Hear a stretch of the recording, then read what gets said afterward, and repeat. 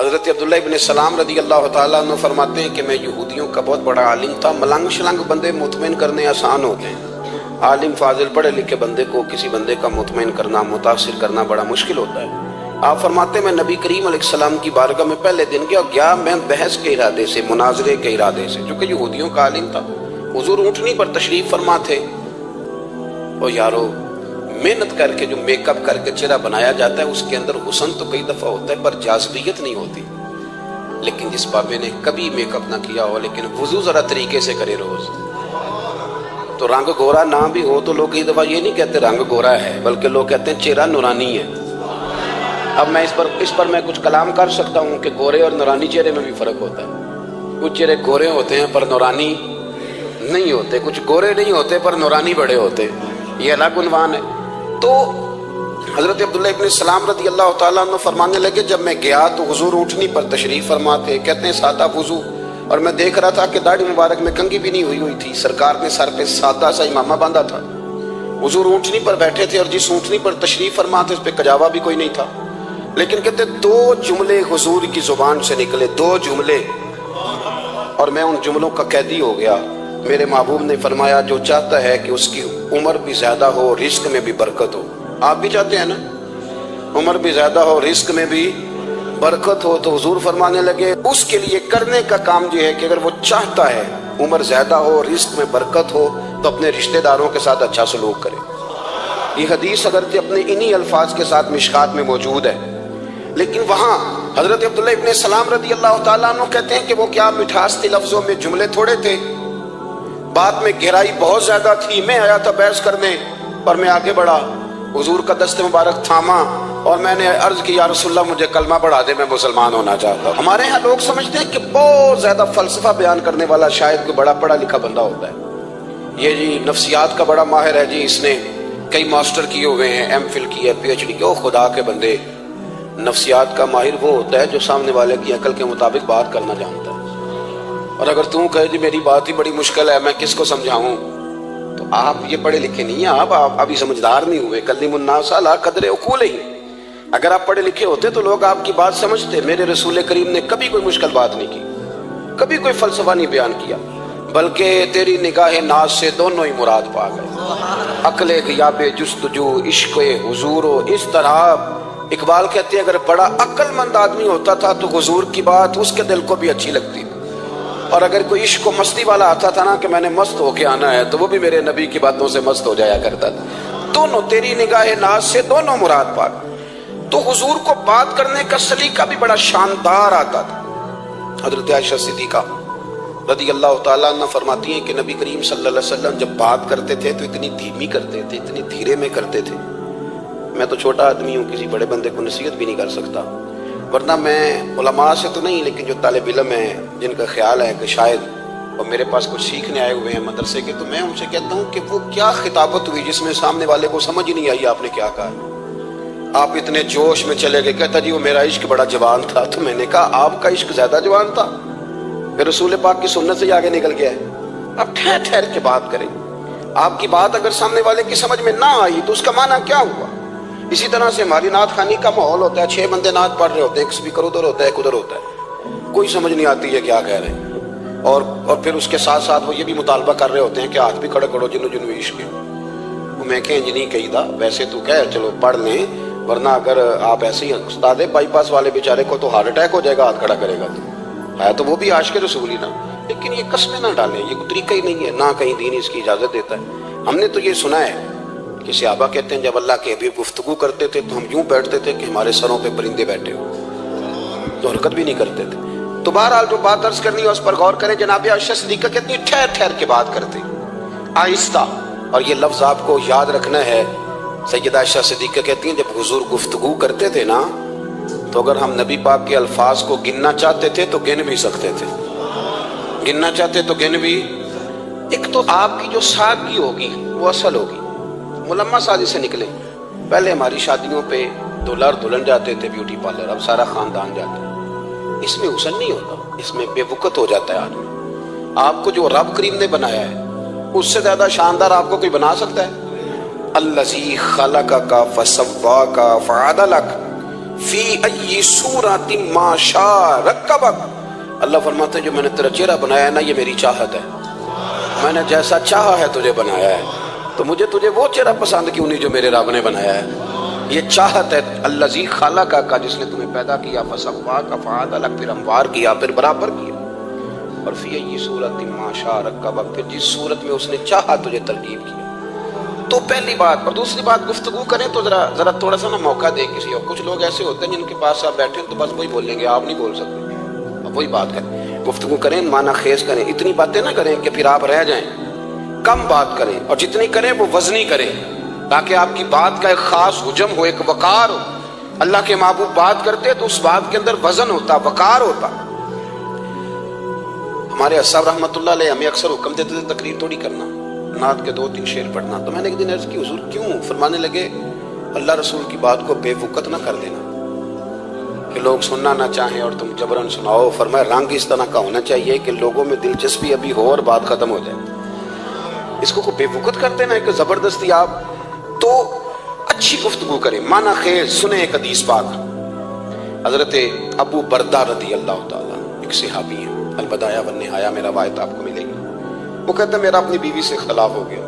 بیوی سے جب بندہ راضی ہوتا ہے تو بڑا ہی راضی ہوتا ہے، پھر وہ کہتا ہے کہ جیسی میری ہے ویسی کسی کی بھی نہیں، اور جب ہوتا ہے نا ناراض تو پھر وہ منگنی سے کہانی شروع کرتا ہے کہ جب میری منگنی ہوئی تھی تو تیرے چاچے نے مجھے گھورا تھا، اور پھر وہ دن جب رکھے تھے اس دن جو کام ہوا تھا اس کا بھی اب اختلاف جو ہو گیا، اور جب آپ کسی سے ناراض ہوتے ہیں پھر اس کی خامیاں ساری سامنے آ جاتی ہیں، پھر وہ کہتا ہے شادی والے دن تیرے ابے نے صحیح سلوک نہیں کیا، یہ جو مجھے کپڑے دیے تھے جو کو پہننے والے تو نہیں نا، تو میری اماں، اب اختلاف ہو گیا۔ اب ہم کیا کرتے ہیں، جو قریب والے لوگ ہوتے ہیں وہ اس پر تھوڑا تیل اور ڈالتے ہیں، وہ کہتے ہیں نہیں تینوں تو پتہ ہی نہیں، مجھے تین بڑیاں گلاں دا پتہ ہی نہیں، تو تے شادی تو 15 دن بعد سعودی عرب ٹر گیا ساڈے کولوں سن کہانیاں، ہم تمہیں بتاتے ہیں تاکہ تباہی اور اترے۔ اس طرح نہ کریں، آپ ایک آدھ بات کہہ کے چلے جاتے ہیں، ان بیچاروں نے اکٹھے رہنا ہوتا ہے، ان کی زندگی دوزخ بنی رہتی ہے، ان کو قریب کریں۔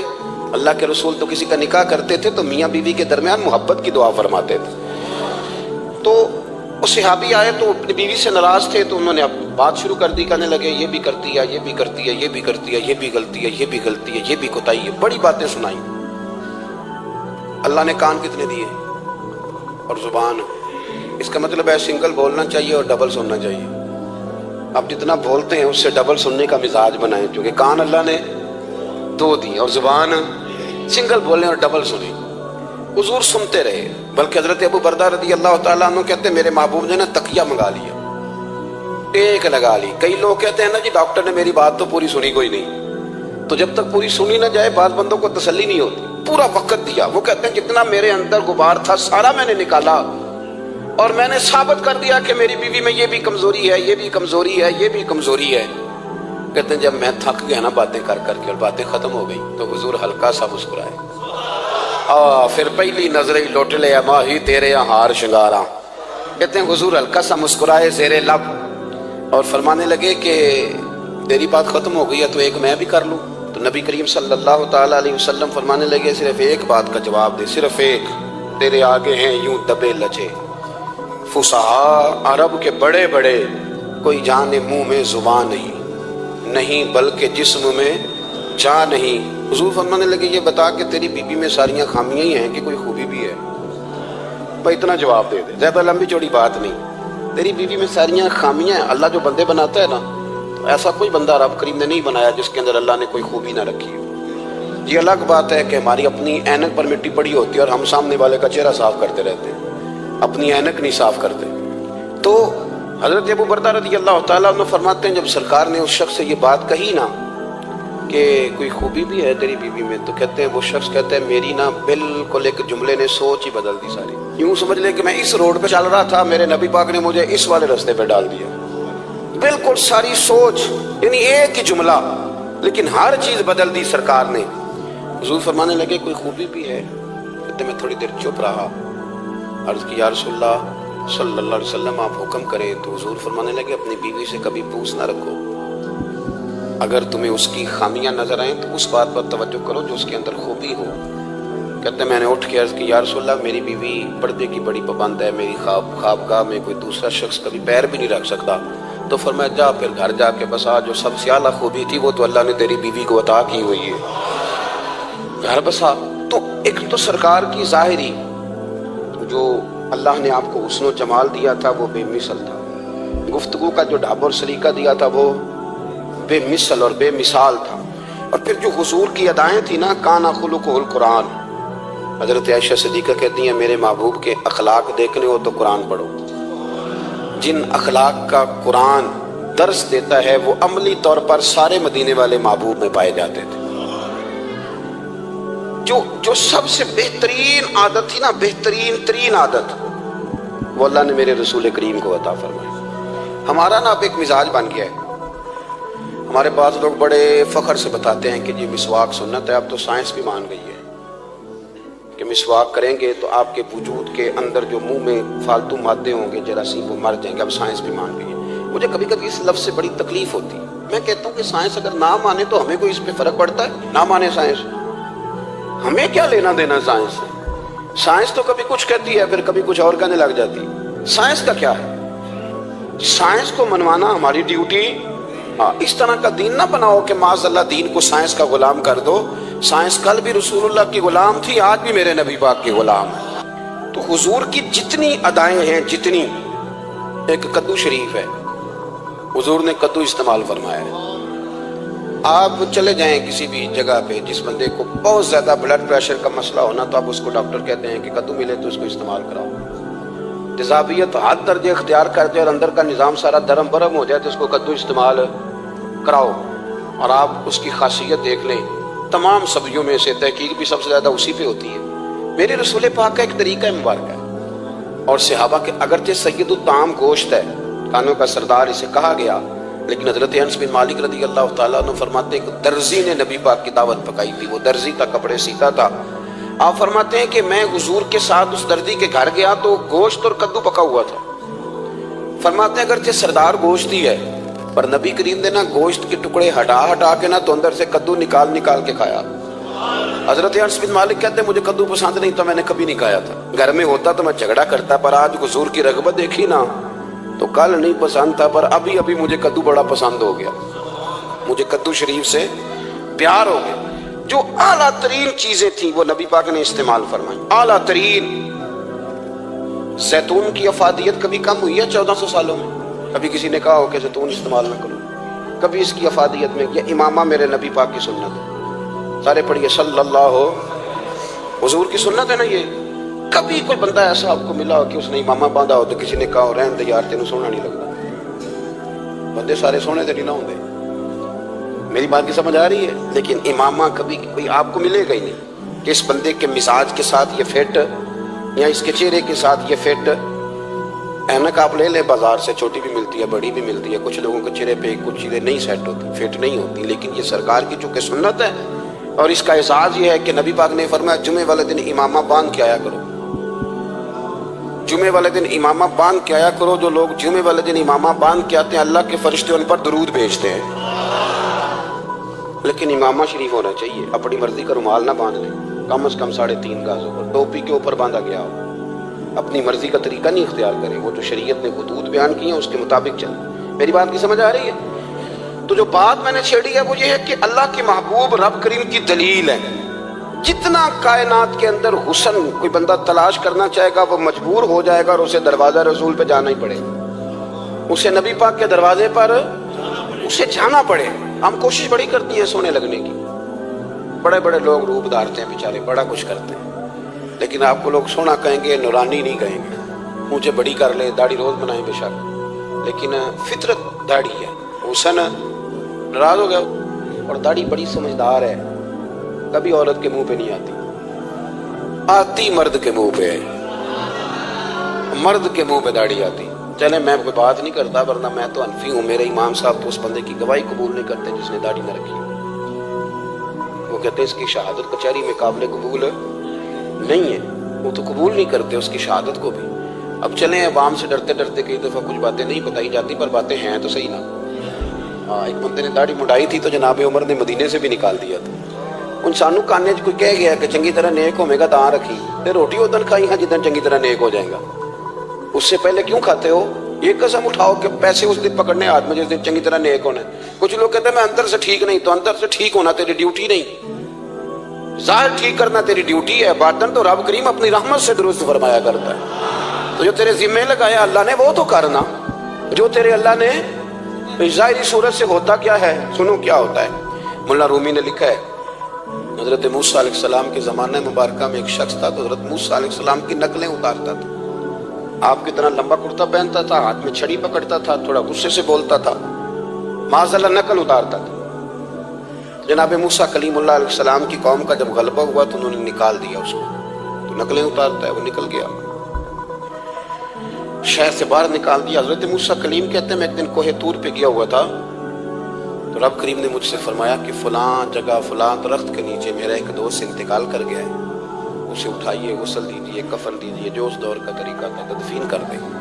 حضرت کلیم علیہ السلام فرماتے ہیں میں اپنے حواریوں سمیت پہنچا, جب بندے کا چہرہ دیکھا تو حیران ہو گیا, یہ تو نقلیں اتارنے والا ہے, تو نقلیں اتارنے والا ہے. پر اللہ کے نبی رب کریم کے حکم کے آگے لائت اللہ نہیں کرتے. یہ نہیں کہتے کہ میری عقل میں نہیں آ رہا. اٹھایا, غسل دیا, کفن دیا, تدفین کر دی اس کو. جب دفن ہو گیا حضرت موسیٰ علیہ السلام کوہ طور پہ حاضر خدمت ہوئے اور بارگاہ عالی مرتبت میں عرض کرنے کے مالک تو بے نیاز ہے, چارہ سوال تو نہیں, پر اپنی تسلی کے لیے مالک یہ فرمائیے کہ وہ تو نقلیں اتارتا تھا. تو رب کریم نے فرمایا موسیٰ بات یہی ہے, پر میں نے اسے نہ مرتے وقت ایمان نصیب کر دیا. وہ آپ کا کلمہ پڑھ کے دنیا سے گیا ہے, توبہ کر کے گیا ہے, تو مالک اتنی کرم نوازی کیوں ہوئی؟ تو رب کریم نے فرمایا موسیٰ جب وہ تیری طرح بن سور کے نکلتا تھا نا, تیری ادائیں اپناتا تھا, تو مجھے پیارا ہی بڑا لگتا تھا, پیارا لگتا تھا. یارو دیکھو نا ترمذی شریف میں حدیث ہے, میرے رسول پاک علیہ السلام نے فرمایا میرا امتی جب سفید داڑھی لے کے قبر میں جائے گا نا, داڑھی اور وہ بھی سفید, تو رب فرشتوں سے فرمائے گا اسے عذاب نہ دینا, یہ میرے محبوب کی سنت سفید داڑھی لے کے آگے, مجھے شرم آتی ہے اسے عذاب دیتے. آپ بات کو سمجھے کہ یہ حضور کی سنت کا اعزاز جو اللہ کی بارگاہ میں, رب کے حضور جو سنت کا اعزاز اس لیے کہ کائنات میں سب سے اعلیٰ ترین جو کام تھا وہ کیا ہی میرے مصطفیٰ کریم نے.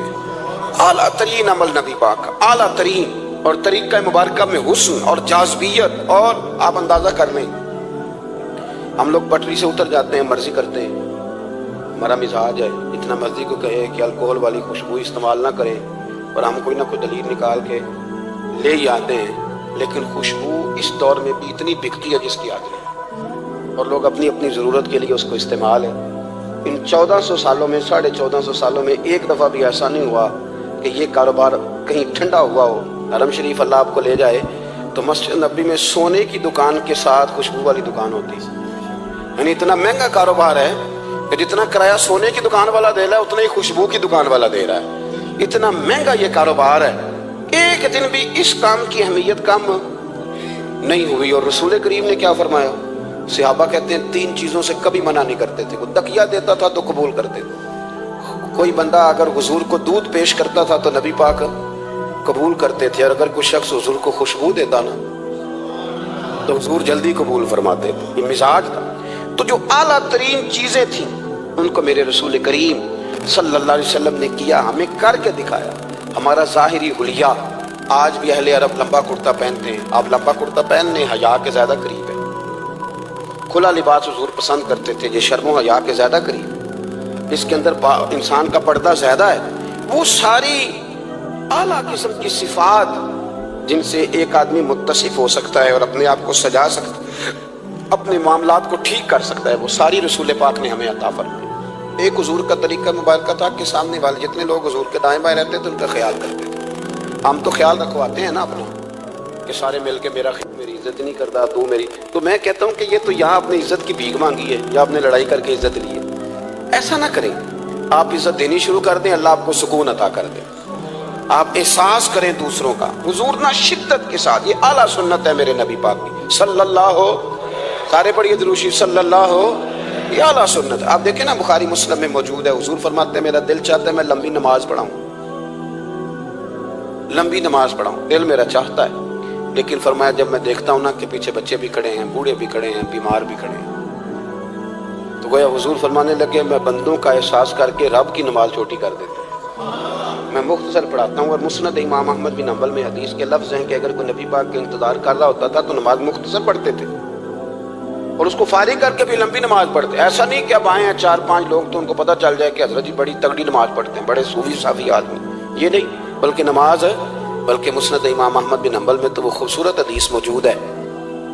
سیدنا بلال حبشی رضی اللہ تعالیٰ عنہ فرماتے ہیں کہ میں نے عصر کی نماز کے لیے اقامت پڑھ دی تھی, حضور مصلی امامت پر تشریف لے گئے, ایک یہودی کا غلام آیا اور اس نے آ کے عرض کی یا رسول اللہ میں بڑی مشکل میں ہوں, اگر آپ چلیں تو میرا مسئلہ حل ہو سکتا ہے, میرا مسئلہ حل ہو جائے گا. تو حضور کے احساس کی شدت کا یہ حال تھا کہ نبی کریم نے نمازیوں سے فرمایا تم بیٹھ جاؤ, میں پہلے اس کا کام کر کے آتا ہوں. خدا کے بندے تو ہیں ہزاروں, بنوں میں پھرتے ہیں مارے مارے, میں اس کا بندہ بنوں گا جس کو خدا کے بندوں سے پیار. احساس کی شدت یہ حضور کی سنت ہے, اور بہت زیادہ خیال رکھنا دوسرے کا, یہ میرے نبی پاک کا طریقہ ہے. دوسروں کو سوچنا, دوسروں کے لیے بات کرنا, دوسروں کے لیے دعائیں کرنا, ان کے احساسات کا خیال رکھنا. سیدہ طیبہ طاہرہ حضرت عائشہ صدیقہ رضی اللہ تعالیٰ عنہ فرماتی, ایک دن سرکار مجھ سے فرمانے لگے عائشہ جب تم مجھ سے ناراض ہوتی ہو تب بھی مجھے پتہ چل جاتا ہے, جب راضی ہوتی ہو تب بھی پتہ چل جاتا ہے. یہ ہمارا یہ مزاج نہیں ہوتا گھر کے اندر بھی, ہم گھر کے اندر بھی نواب صاحب ہی ہوتے ہیں. یہ نہیں گھر جا کے کہانیاں سناتے ہیں, کہتے ہیں تم پتہ میں کڈا اوکھا ہوں, کمائی کیڈی مشکل ہے, پیچھے پیچھے ہٹ جاؤ سارے, میں فتح کر کے ہوں, ابھی گیٹ سر کر کے آئے ہوں. ایک بچہ پانی لے کھڑا ہو جائے, دوسرا دودھ کا گلاس لائے, بیگم صاحبہ فٹافٹ آئیے, ایسے نہیں کریں. میرے رسول پاک علیہ السلام کی پیاری زوجہ کہتی حضور کھا رہا ہے, کھانا مانگا, میں نے اس کی حضور میرے سر میں درد ہے, تو پڑھو نا ابن اسحاق کو. محبوب فرمانے لگے لا میں تجھے آٹا گوندھ دیتا ہوں, تو مجھے روٹی پکا دے. یہ بھی سنت ہے نبی پاک کی. ہوں چپ کر گئے ہو, یہ بھی حضور کی سنت ہے, یہ بھی سرکار کا طریقہ ہے. کبھی کبھی گھر میں جھاڑو دینا یہ بھی نبی پاک کا, حضور کام میں ہاتھ بٹاتے تھے نا ازواج کا, یہ والی سنت کس دن ادا کر دی. ایک دن میں نے جمعے میں یہ بات کی تو ایک بچہ مجھے کہنے لگا حضرت صاحب یہ سنت ادا سے کر لیجیے, پر ساڑھے ابے بھی تو سمجھاؤ. ہنسنا نہیں جی مسجد میں اونچا. کہنے لگے وہ بیگم صاحبہ ایک دن بیمار تھی اور سخت بیمار تھی, تو میں نے چائے کا کپ بنا دیا, علامہ بیچاری مجھے روز بنا کے دیتی ہے, تو میں نے بنا دیا تو ابا جی کہتے پتر اور آئے دیا آتا نہ خراب کر لیں.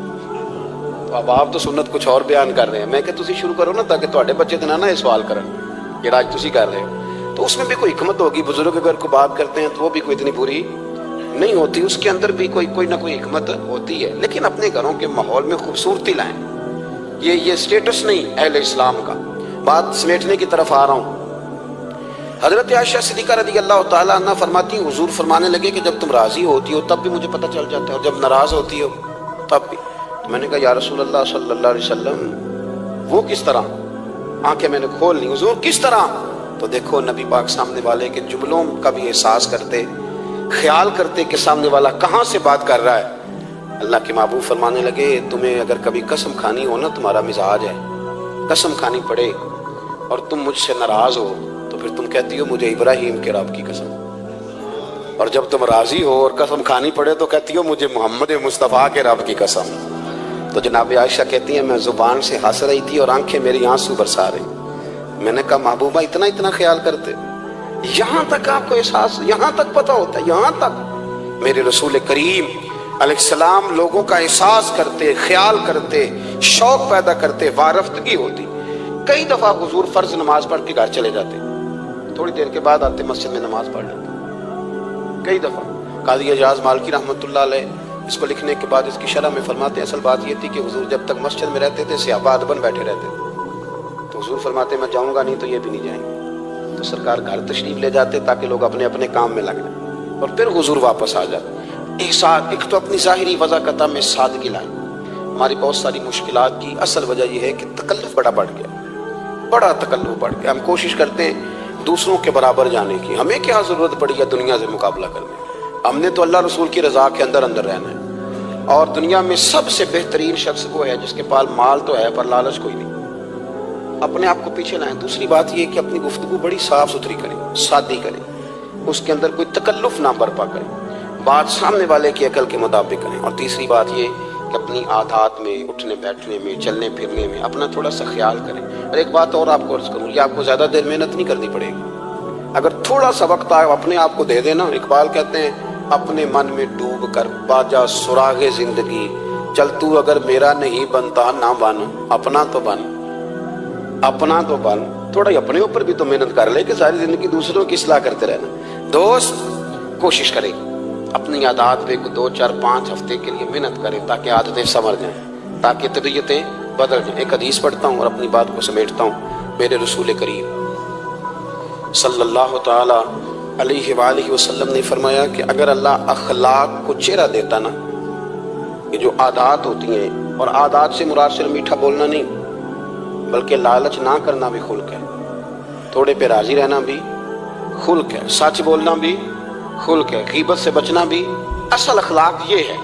میٹھا تو کئی دفعہ لوگ اپنے مطلب کے لیے بھی بول لیتے ہیں، وقتی طور پر کام نکالنے کے لیے بھی بولتے ہیں۔ تو حضور نے فرمایا کہ اگر خلق کو اللہ تبارک و تعالیٰ چہرہ عطا کرتا تو کائنات میں سب سے بہترین چہرہ حسن اخلاق کا ہوتا، سب سے اچھا اور خوبصورت۔ اور فرمایا اگر بدخلقی کو اللہ چہرہ دیتا تو بدصورت ترین چہرہ اس کا ہوتا۔ اس کا کیا معنی ہوا کہ اگر ہمارا کردار اچھا ہے، سوچ اچھی ہے، لوگوں کے بارے میں نظریہ اچھا ہے، احساس ہے، تو پھر ہمارے اندر دنیا کا سب سے خوبصورت انسان موجود ہے۔ لیکن اگر ہمیں اپنی ذات کے علاوہ شاید نظر ہی کوئی نہیں آتی، ہم خود غرض ہیں، جھوٹ بولتے ہیں، غیبت کرتے ہیں، بدنگاہی کرتے ہیں، لوگوں کے بارے میں بدگمانی کرتے ہیں، کسی کو حقیر سمجھتے ہیں، ذات پات کے جنگل میں الجھے ہوئے، تو پھر ہمارے اندر ایک بدصورت ترین شخص بیٹھا ہے۔ جتنی مرضی کنگھی کریں، جتنا مرضی آپ اپنے آپ کو سنواریں، اندر کی بدصورتیاں جا سکتی نہیں۔ تو کوشش فرمائیں کہ اللہ ہمیں اخلاق کا اعلیٰ جو ہے وہ وژن عطا کرے، اعلیٰ شعور عطا کرے۔ اللہ تعالیٰ میری اور آپ کی حاضری کو مستجاب فرمائے۔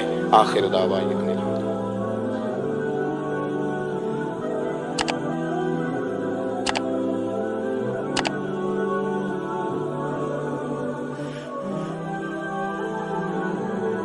پھٹا جانا، میرا دروازہ کھلا ملے گا۔ یار جو لوگ زندگی میں بڑا سکون لینا چاہتے ہیں نا، وہ کسی اس طرح کے بندے کی خدمت کر کے دیکھیں۔ جو بڑا سکون لینا چاہتے ہیں، بڑا جو راحت لینا چاہتے ہیں، وہ کسی ایسے شخص کی خدمت۔ ہمارے دیہات کی نانیاں دادیاں بڑی سادی ہوتی ہیں، انہیں ضرورت ہوتی ہے کہ تھوڑی دیر ابا جی نے کچھ بھی نہیں کہنا، آپ نئی پجارو خریدنے لگے، ابا رکاوٹ نہیں ڈالے گا، لیکن ابا سے مشورہ ضرور کرو، ان سے پوچھیں ضرور کہ گاڑی بدلنے جا رہا ہوں۔ والد کا مشورہ ہی تیرے کام میں برکت پیدا کر دے گا، اس کی صرف رائے ہی تجھے بڑا کر دے گی۔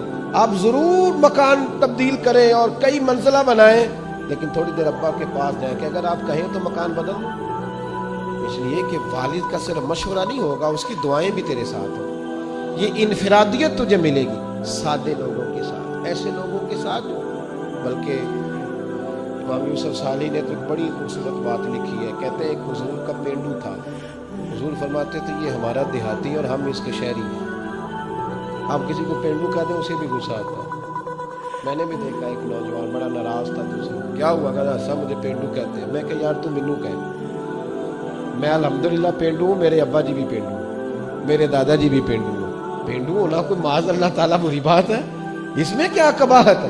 عرب کا تو رواج تھا کہ جب بچہ پیدا ہوتا تھا تو اچھی آب و ہوا کے لیے گاؤں میں بھیجا کرتے تھے۔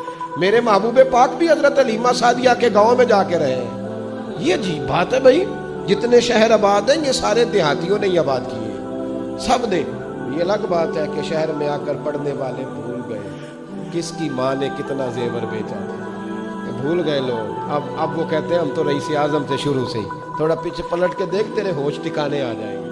ذرا پیچھے پلٹ کے دیکھ کہ تو کیا تھا اور آج تو کہاں کھڑا ہے، پھر دیکھ تیرا معیار سوچ کا بدل جائے، پھر ذرا تیری طبیعت۔ حضور فرماتے ہیں ہمارا دیہاتی ہے، ہم اس کے شہری ہیں۔ اس نے دیکھا حضور کی بارگاہ میں کئی لوگ تحفے لے کے آتے ہیں، اور نبی پاک تحفہ قبول فرماتے ہیں، اور بلکہ فرماتے تھے دیا بھی کرو لیا بھی کرو، محبت میں اضافہ کرے گا، محبت میں اضافہ کرے گا۔ بہت سارے صحابہ تحائف لاتے، وہ غریب آدمی تھا، دل بڑا کرتا تھا، انہوں نے پتہ کیا کرنا شروع کیا، ادھار چیزیں خریدتے دکاندار، کہتے یا رسول اللہ صدقہ نہیں تحفہ ہے۔ حضور تناول فرما لیتے، جب دیکھتے نا کھا لیا ہے صحابہ نے بھی، تو کہتے حضور دکاندار کے پیسے بھی دے دیں، حضور وہ بھی ذرا ادا فرما دیں، بھیجے کسی کو۔ تو حضور فرماتے میں نے کہا تھا لا، کہ حضور کہا تو نہیں تھا پر کھایا تو ہے نا، آپ نے تناول تو فرمایا ہے یار۔ حضور فرماتے کیوں لائے؟ مسکرا کے پوچھتے، مسکرا کے پوچھتے، کہتے یا رسول اللہ اس لیے کہ سارے لاتے ہیں، میں غریب ہوں، نہیں میرے پاس پیسے، اب لانے تو ہے نا۔ تو مہربانی فرمائے پیسے حضور بھیجتے جناب ابو بکر صدیق، فرماتے جا اس دیہاتی کے پیسے دے آ۔ حضرت ابو ہریرہ کہتے ہیں جب حضور غم امت میں پریشان ہوتے تھے نا تو ہمارا دل کرتا تھا کاش آج وہ آ جائے، وہ آئے گا تو حضور کو ہنسائے گا، دل کرتا تھا آج وہ آ جائے۔ کہتے ہیں ایک دن نبی کے، یہ مسند امام احمد بن حنبل میں بھی موجود ہے، فرماتے ہیں ایک دن وہ بازار میں کھڑے نا، مدینے کے بازار میں کھڑے کچھ خرید رہے تھے، ہمارے یہ بڑا آسان ہے، آپ تھوڑے تگڑے ہو کے رہیں، بولے ذرا کم، سخت مزاج رہیں، دنیا خود بے خود ڈرے گی، لیکن یہ اصل نہیں ہے۔ اصل یہی ہے کہ آپ محبت بانٹیں، آپ پیار کریں، ٹھیک ہے فضولیات اور لغویات سے بچنا چاہیے، لیکن اس طرح کا معیار بنا لینا کہ اپنے بھی کوئی بات نہ سنا سکے، کوئی قریب ہی نہ آ سکے، کسی کو یہ طاقت ہی نہ دینا کہ وہ اپنا آپ کے ساتھ مل کے کوئی اظہار محبت کر سکے، یہ معیار نہیں ہے۔ ایک دن وہ چوک میں کھڑے کچھ خرید رہے تھے تو اللہ کے حبیب تشریف لائے، حضور نے نہ دیکھ لیا کہ انہوں نے نہیں دیکھا حضور، نبی کریم پیچھے سے تشریف لائے دبے پاؤں۔ کبھی دیکھا ہے کوئی مرید کے ساتھ اس انداز میں چوکوں میں اس طرح پیار کرے؟ محبوب پیچھے سے آئے اور آنکھوں پہ ہاتھ رکھ دیا، فرمایا بوجھ بھلا میں کون ہوں، بتا بھلا میں کون ہوں، بول۔ حضرت ابو ہریرہ کہتے ہیں انہوں نے نا اپنی کمر پیچھے کی اور حضور کے علم نشرہ کے سینے سے رگڑنے لگے، عرض کرنے لگے یا رسول اللہ آپ تو 7ویں گلی سے گزرے تو پتہ چل جاتا ہے میرے حبیب گزر رہے ہیں، حضور یہ کوئی بھلائی جانے والی چیز ہے؟ تو 7ویں گلی سے، 7، اور حضور مجھے کوئی بھلا سکتا ہے؟ مجھے؟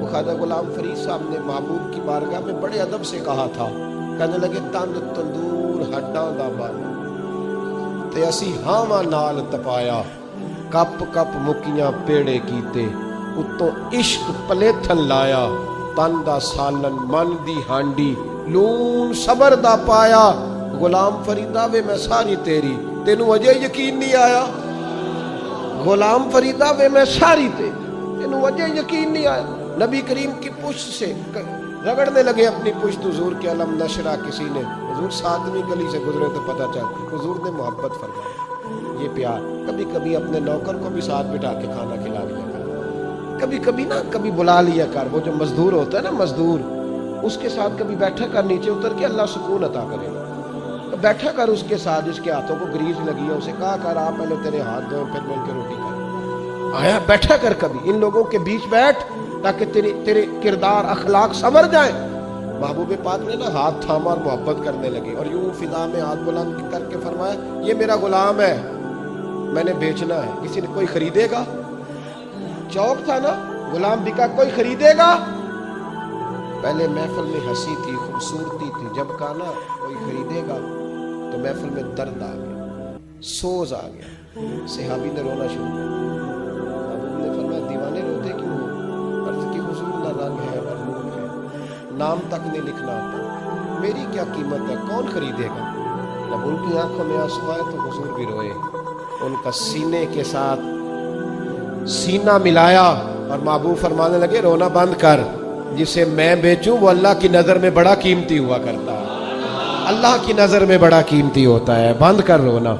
قرآن تیری رحمت کا دیوان نظر آیا، آقا تیری صورت تیری سیرت کا انبان نظر آیا، مازاج ہیں آنکھیں تو وہ شمس ہے تیرا روح ناصر، قرآن کے چہرے پہ قرآن نظر آیا، قرآن کے چہرے پہ قرآن نظر آیا۔ اپنا معیار زمانے سے جدا رکھتے ہیں ہم، تو محبوب بھی محبوب خدا رکھتے ہیں، اور ہم سب اس بات پر اعتقاد رکھتے ہیں کہ حضور اپنے غلاموں کو یاد رکھتے ہیں۔ دیکھیے قاضی اجاز رحمت اللہ علیہ نے شفا شریف میں حدیث لکھی، حضرت انس بن مالک رضی اللہ تعالیٰ عنہ حدیث کے راوی ہیں، فرماتے ہیں رات کا وقت تھا، ایک بدو، ایک دیہاتی ان پڑھا حضور کی بارگاہ میں آ گیا، اگرچہ وہ کلمہ بھی پڑھتا تھا، نبی کریم کی بارگاہ میں آیا، کہنے لگا یا رسول اللہ صلی اللہ علیہ وسلم، حضور میں غریب ہوں، بھوکا ہوں، مجبور ہوں، کچھ دیجئے۔ نبی کریم نے دیا، اور حضور جس کو ایک قطرہ دیتے تھے نا اس کی کئی نسلوں کی بھوک ختم ہو جایا کرتی، کئی نسلوں کی بھوک چلی جاتی، کئی نسلوں۔ یہ جب سے لوگوں نے جیبوں پہ نظر ڈالنی شروع کی ہے نا، بھوک بڑھ گئی ہے، بندوں کی جیبوں پہ جو نظریں رکھتے ہیں تو بھوک بڑھ گئی ہے۔ جب سے नात खाने और खतीब ने देखना शुरू किया ना कि नोटों की दत्थी किसके पास है, उस वक़्त से भूख ज़्यादा हो गई है। अगर तवज्जो रसूलुल्लाह की अता पे रहती ना तो फिर तो कई नस्लों की भूख ख़त्म हो जानी। भूख बढ़ती है जब लोगों पे तवज्जो रहती है। करूँ मदह अहले दवल रज़ा और पड़े इस बला में मेरी बला, मैं गदा हूँ अपने करीम का, मेरा दीन पारा है ना नहीं। उसने कहा या रसूल अल्लाह कुछ दीजिए।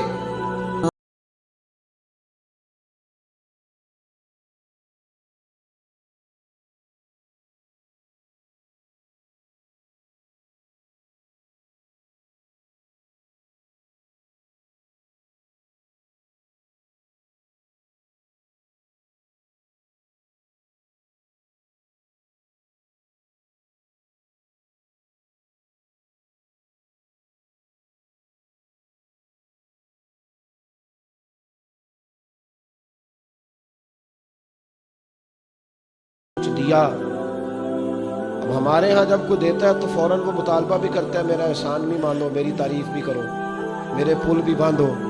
वो जिसने महफिल के इश्तिहारों के पैसे दिए होते हैं वो भी कहता है मेरा नाम लो, और जिसने देगों के पैसे दिए होते हैं उसका भी नाम ना ले तो वो भी नाराज़ हो जाता है, और जिसने टाइलें लगवाई होती हैं उसका भी किसी टाइल पे नाम लिखना ही पड़ता है। ये सारी मजबूरियाँ अपनी जगह पे कायम रहती हैं। क्या किया जा सकता है? जब दिया ना उसको, उसने बजाय तारीफ करने के पता क्या कहा? कहने लगा या रसूलल्लाह मैंने तो बड़ी तारीफ सुनी थी, आपने तो माज़अल्लाह कुछ भी नहीं दिया। ये क्या दे रहे? नकले कुफर कुफर ना बाशा, ये आपने क्या दिया? जब उसने ये लफ्ज़ अदा किए तो हज़रत उमर फारूक ने तलवार निकाली, फरमाया मैं गर्दन काटूंगा इस गुस्ताख की, मार डालूंगा। अल्लाह के महबूब मुस्कुराए, फरमाया उमर ठहर जा, जरा जल्दी ना कर, जरा ठहर। और जब हुजूर मुस्कुराते थे ना तो आला हज़रत फरमाते हैं हुजूर के दांत नहीं थे बल्कि ये ना गुच्छे थे नूर के। ये दांत नहीं थे, ये गुच्छे थे नूर के। आला हज़रत फरमाते हैं जिसके गुच्छे से लच्छे जड़े नूर के। शायद ही को बंदा इतनी दूर जाए जितनी दूर बरेली के इमाम चले जाते, शायद है को जाए तो। कहने लगे जिसके गुच्छे से लच्छे जड़े नूर के, उन सितारों की नुज़हत पे लाखों सलाम, और जिसकी तस्की से रोते हुए हंस पड़े उस तबस्सुम की आदत पे लाखों सलाम। हुजूर मुस्कुराए, उमर जल्दी न कर। हज़रत उमर खामोश हो गए। महबूब ने उसका हाथ थामा और अपने घर ले गए, हुजरा नूर में ले गए। पहले खजूरें खिलाई, सिरका खिलाया, फिर अल्लाह के महबूब ने दूध पिलाया। सैर हो गया तो नबी करीम ने जितना दिया था ना उससे डबल दिया, फिर थोड़ा और दिया, फिर थोड़ा और दिया। कहने लगा हुजूर बस करें, अब तो मुझसे उठाया भी नहीं जाएगा, अब तंगी ये दामा पे ना जा, और भी कुछ मांग है आज वो माइल बाता, और भी कुछ मांग। फरमाया हुजूर अब नहीं मैं उठा सकता, बस करें। हुजूर ने फरमाया अब तेरा क्या ख्याल है, अब तेरा क्या ख्याल? किसी से लड़ाई ना करो, डंडा ना उठाओ, उसकी राय बदल दो।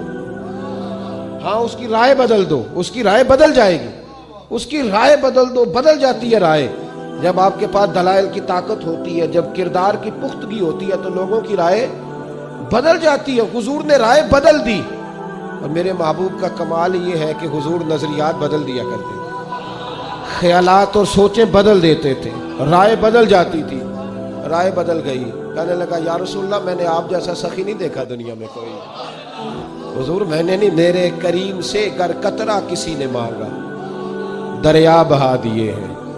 ये दुर्बे नहीं है जी, दुर बेबहा दिए हैं। दुर अलहदा है, बेबहा अलहदा है।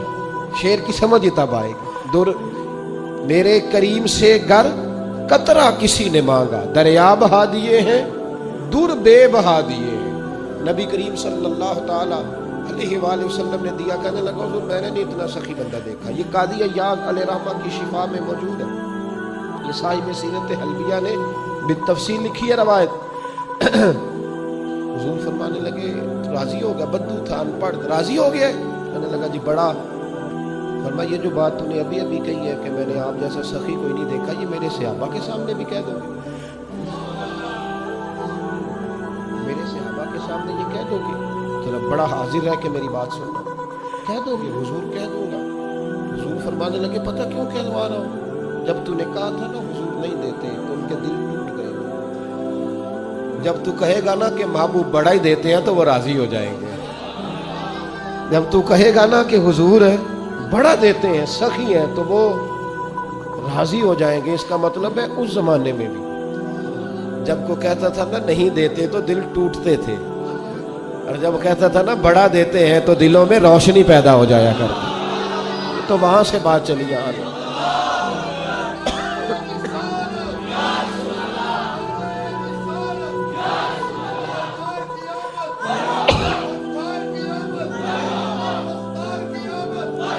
नबी करीम सल्लल्लाहु ताला अलैहि वसल्लम बाहर लाए, सहाबा बैठे थे, हजरत उमर भी थे। हुजूर उन्हें बाहर लाए, उस सहाबी को, बद्दू को। हुजूर ने फरमाया अब वो लफ्ज कह जो तूने मेरे साथ कहे थे। उसने ये नहीं कहा हुजूर बड़ा देते हैं, बल्कि काजी साहब रहमतुल्लाह लिखा है सहाबा के मजमे पे नजर डाली तो उसका चेहरा खिला हुआ है। कहने लगा ओ मेरे महबूब के गुलामों, मैंने आंधी इतनी तेज चलती नहीं देखी जितनी नबी पाक की सखावत तेज चलती देखी। इतनी तेज है। कौन देता है देने को मुंह चाहे, देने वाला है सच्चा हमारा न, कौन देता। नबी करीम इतनी सखावत चलती। अब सहाबा खुश हो गए तो मेरे महबूब ने एक जुमला कहा। महबूब करीम फरमाने लगे उमर, पहले जो इसने कहा था ना उस हालत में तुम इसे मार देते तो जहन्नुम में जाता, लेकिन जिस अकीदे पर ये अब है, अब दुनिया से जाएगा तो अल्लाह इसे जन्नत अता करेगा। और नबी करीम अलैहिस्सलाम ने एक मिसाल दी जो बड़ी समझने वाली है, बड़ी गौर करने वाली। हुजूर जब उन्हें समझा लिया, बात वाज़े कर ली, तो अब महबूब फरमाने लगे मेरी और तुम्हारी मिसाल, यानी मेरी और अपनी उम्मत की मिसाल। फरमाया मेरी और तुम्हारी मिसाल उस आदमी की तरह है जिसकी ऊंटनी भाग गई थी, खुली थी, नाक से नकेल निकली तो बाहर निकल गई, भाग गई। लोग उसको पकड़ने के लिए दौड़े, कोई नेजा मारता था, कोई डंडा मारता था, कोई किसी तरीके काबू करता था, लेकिन वो जख्मी हो गई और किसी के काबू नहीं आ रही थी, बल्कि और बिदकती थी और भागती थी। ये मेरे महबूब का फरमान है। हजरत अनस बिन मालिक कहते हैं ये बातें कहते कहते ना मैं देख रहा था हुजूर की आंखों में आंसू भी भरने लगे। महबूब फरमाने लगे फिर अचानक उस ऊँटनी का मालिक आ गया, मालिक आ गया और लोगों से कहने लगा पीछे हट जाओ, क्या तुमने मेरी ऊँटनी का हाल कर दिया है, पीछे हटो। हुजूर फरमाते हैं उसने जमीन से थोड़ा सा चारा उठाया, अपनी ऊँटनी को दिखाया, तो कहते हैं ऊँटनी दौड़ती हुई अपने मालिक की तरफ आई। उसने बगैर किसी और की मदद लिए ऊँटनी की पुश्त पर हाथ फेरा और फिर अकेले ही उसके नाक में नकेल डाल दी और सवार होके चलता बना। महबूब फरमाने लगे मेरी और तुम्हारी मिसाल उस आदमी की तरह जिसकी ऊँटनी भाग गई, जमाने ने कोशिश की पर काबू नहीं आई। वो आदमी कहने लगा ऊँटनी मेरी है, तो संभालने का तरीका भी मुझे ही आता है। गोया हुजूर फरमाने लगे उम्मत मेरी है तो संभालने का तरीका भी मुझे ही आता है, ये मेरे हैं तो मुझे पता है। रब्बे हबली उम्मती कहते हुए पैदा हुए, या अल्लाह मुझे ही दे दे, मुझे हिबा कर दे, मैं संभाल लूंगा। मुझे पता है मैं बड़े बड़े बड़े बड़े लोग हैं जो नहीं संभाले जा सकते, आप यकीन करें नहीं संभाले जाते, सारे मिल के भी कहें तो संभाले, लेकिन हुजूर ने फरमाया मेरे हैं मैं संभाल लूंगा। रब्बे हबली उम्मती कहते हुए पैदा हुए। आक ने फरमाया कि बख्शा अस्सलातु वस्सलाम। बीवी अपने खामन से मुतालबा करती है, कभी घर में बैठी है तो मुतालबा कर रही है, कहती है मैं जितने पैसे मांगती हूँ आप देते हैं, मैके जाने का कहती हूँ तो गाड़ी भी देते हैं, आप खाने पीने पहनने में आम लोगों से ज़्यादा मेरा ख्याल करते हैं, आप मेरी बड़ी तवज्जो करते हैं, लेकिन एक मुझे शिकवा है, जब आपको गुस्सा आता है ना, मेरी बात की समझ आ रही है आप हज़रात? वो कहती है जब आपको गुस्सा आता है ना तो आप मेरी इंसल्ट बड़ी करते हैं, किसी का गुस्सा भी मुझ पे निकाल